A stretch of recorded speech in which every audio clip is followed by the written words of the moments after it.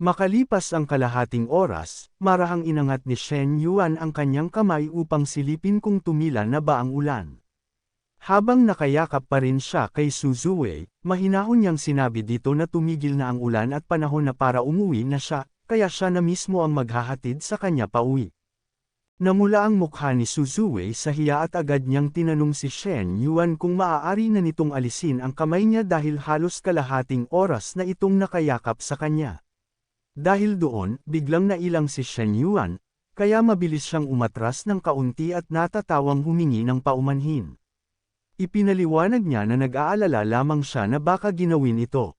Makalipas ang 40 minuto, naihatid na rin ni Shen Yuan si Suzue sa kanilang bahay.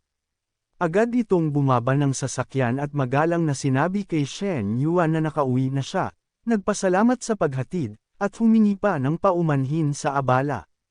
Ngunit sa halip, tinanong lang siya ni Shen Yuan kung maaari ba siyang makapasok at makaupo muna sandali.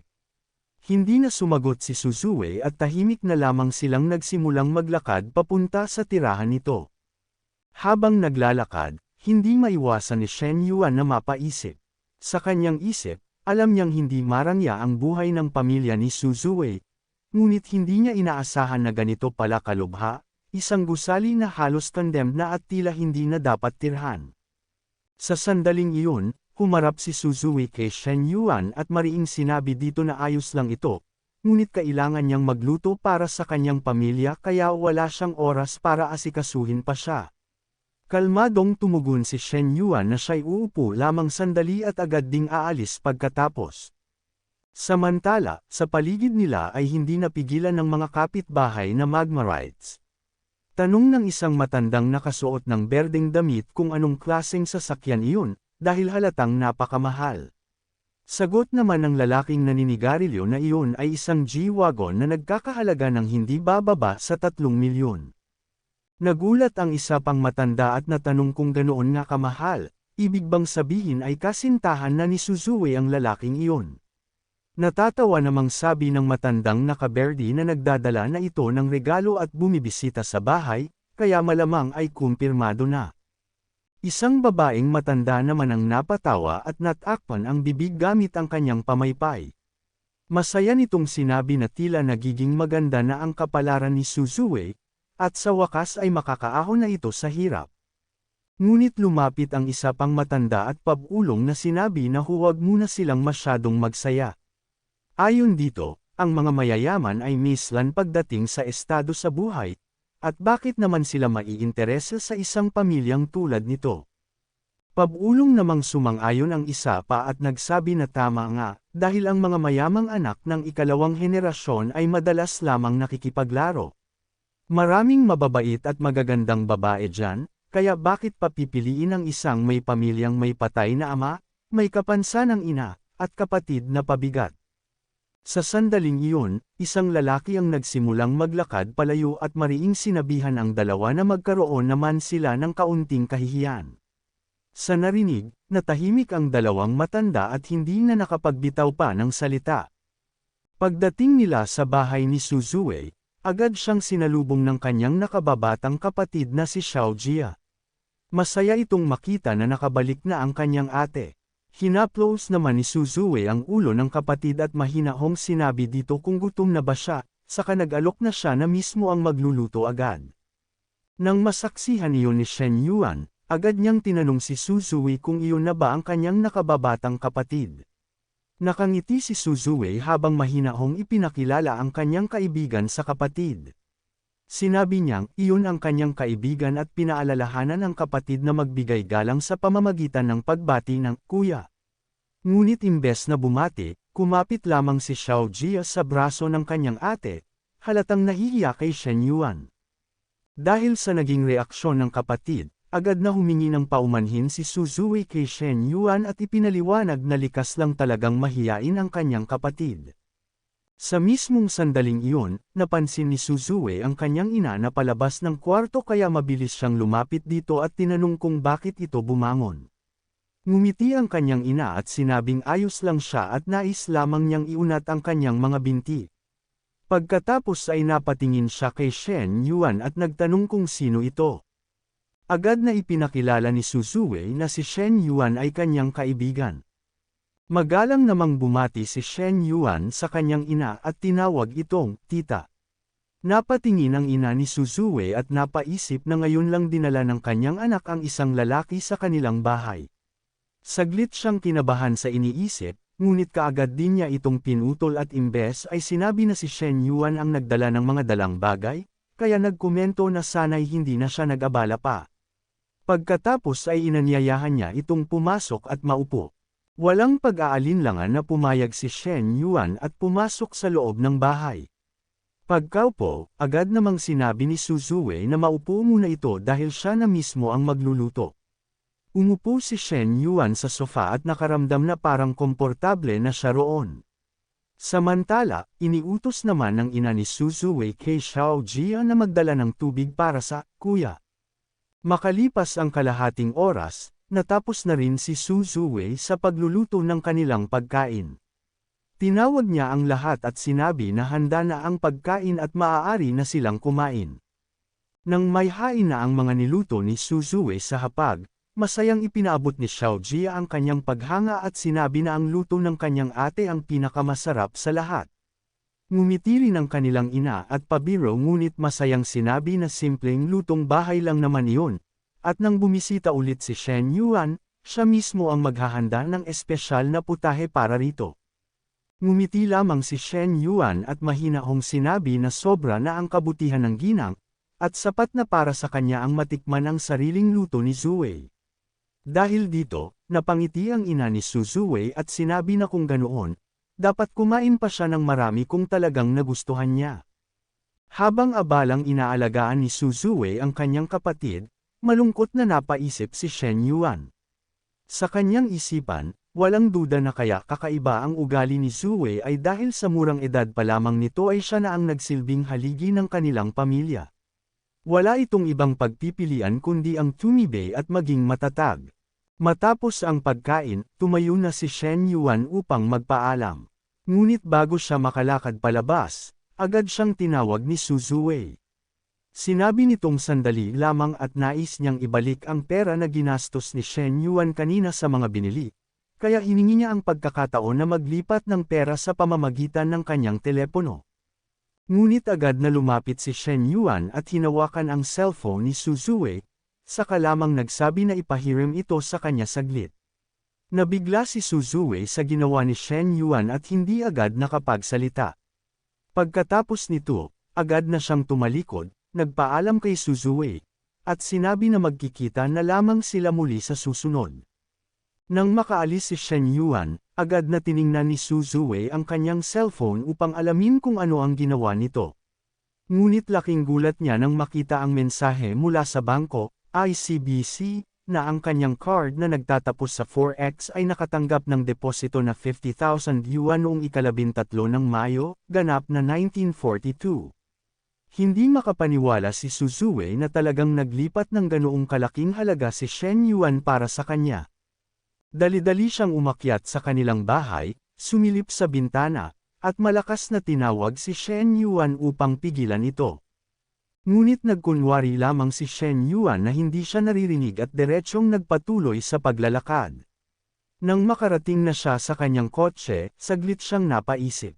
Para sa kanya, ang halagang 50,000 yuan ay hindi kalakihan, ngunit tiyak na makapagpapabuti ito ng pamumuhay ng pamilya ni Zue sa loob ng ilang panahon. Hindi lang niya alam kung tatanggapin ito ng babae. Habang binubuksan niya ang kanyang sasakyan, napabuntong hininga siya. Sa kanyang isipan, kung ayaw itong tanggapin ni Zue, saka na lamang niya iyon haharapin. Ngunit sa kaibuturan ng kanyang damdamin, ramdam niyang may unti-unting bumabalik na bagay na matagal na niyang nawala. Hindi lamang niya alam kung ano nga ba iyon. Pagkapasok niya sa loob ng kotse, agad niya itong pinaandar. Habang nagmamaneho, kinuha niya ang kanyang telepono at tinawagan ang kanyang sekretarya. Pagkasagot nito, agad niya itong inutusan na magsalita tungkol sa inihahandang ulat. Ipinabatid ng sekretarya na handa na ang maikling listahan ng mga aplikante. Sa kabuuang 653 na nag-apply, 12 lamang ang napili. Ang ratio ng babae sa lalaki ay 1:11. Idinagdag pa ng sekretarya na naipadala na niya ang mga files at ang lahat ng 11 litrato ng mga napiling babae sa email ni Shen Yuan.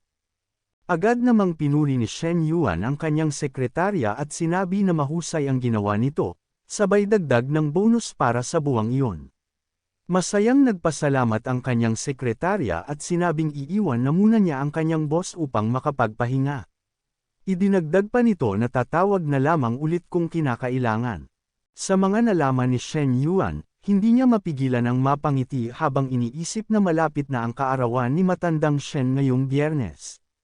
Sa isip niya, kailangan niyang maghanda ng regalo. Sa tulong ng 30 milyong pondo ng paggalang sa magulang, masasabing maswerte ang matandang Shen at si Ginang Li. At pagkatapos ay sina Huihui, Nana, at Coach Liu, tig-iisang gabi lamang, hindi sobra at hindi rin kulang. Para sa kanya, ang balanse ay mahalaga sa pagiging isang tunay na master ng pagdadala ng tubig, isang slang na tumutukoy sa kakayahang pamahalaan ang maraming relasyon. Samantala, sa bahay nila Suzue, dumating ang isang matandang Merits at agad na kinausap ang ina ni Suzue. Nagtanong ito kung ang binatang bumisita kanina ay kasintahan na ba ng kanyang anak. Diretsyong sumagot ang ina ni Suzue at sinabi na hindi niya alam dahil wala namang sinasabi si Zue tungkol doon. Dahil sa narinig, agad na ibinulong ng matanda na halatang mayaman ang binata. Ang kotse nitong minamaneho ay nagkakahalaga ng 2 hanggang 3 milyon. Nagulat ang ina ni Suzue sa kanyang nalaman at agad na nagtanong kung ganoon ba talaga kamahal ang naturang sasakyan. Natatawang sinabi ng matanda na kung si Zue ay mapupunta sa kanya, siguradong gaganda ang buhay nilang mag-ina. Kaya mas mabuti raw na kausapin niya ng maayos ang kanyang anak. Ngunit mahinahong sagot ng ina ni Suzue na ang kasal ng kanyang anak ay sarili nitong desisyon. Hindi niya nais na maramdaman ni Zue na kailangan nitong piliting mag-asawa ng mayaman alang-alang lamang sa kanila. Subalit diretsyong sagot ng matanda na hindi niya alam kung ano ang iniisip ni Zue, pero malinaw na gusto ng binata ang kanyang anak. Pinaliwanag pa nitong hindi naman basta-basta pupunta ang isang lalaki sa kanilang bahay kung wala itong kahulugan. Hindi mapigilan ng ina ni Suzue na mabigla sa narinig. Dinagdagan pa ng matanda ang kanyang salita at sinabing kahit hindi magustuhan ni Zue ang lalaki, dapat pa rin siyang itulak ng kaunti sa tamang direksyon. Pagkatapos noon, umalis na rin ang matanda. Pagliko nito, nasalubong niya ang isa pang matandang babae na nakasuot ng berdeng damit. Sinabi ng matandang nakaberde na puro haka-haka lang ang mga sinasabi nila. Hindi ibig sabihin na nanliligaw na ito dahil lang bumisita siya sa bahay. Ngunit nakangiti lang na sumagot ang matanda at pinilit na kung dumating ang lalaki roon, siguradong may ibig sabihin iyon. Pinalalim pa ng matandang nakaberde ang kanyang punto at sinabi na baka nga nagkaroon ng interes ang binata, ngunit nang makita nito ang kalagayan ng kanilang tahanan, malamang na nawala agad ang interes na iyon. Habang naririnig ng ina ni Suzue ang lahat ng usapan, hindi niya mapigilan ang sisihin ang kanyang sarili. Tahimik siyang nakatayo sa may pinto, nakasandal at dinadamdam ang bawat masakit na salitang narinig mula sa dalawang Merits. Pagkatapos nito, naglakad na siya papunta sa kusina kung nasaan ang kanyang anak. Mahinahon niyang tinawag si Suzue at sinabing magsabi ito ng totoo. Habang naghuhugas ng pinagkainan, nagtanong si Suzue kung ano ang nangyari. Malungkot na nagtanong ang kanyang ina kung ano nga ba ang relasyon niya sa binatang iyon. Diretsyong sagot ni Suzue na isa lamang itong malaking kliyente sa trabaho.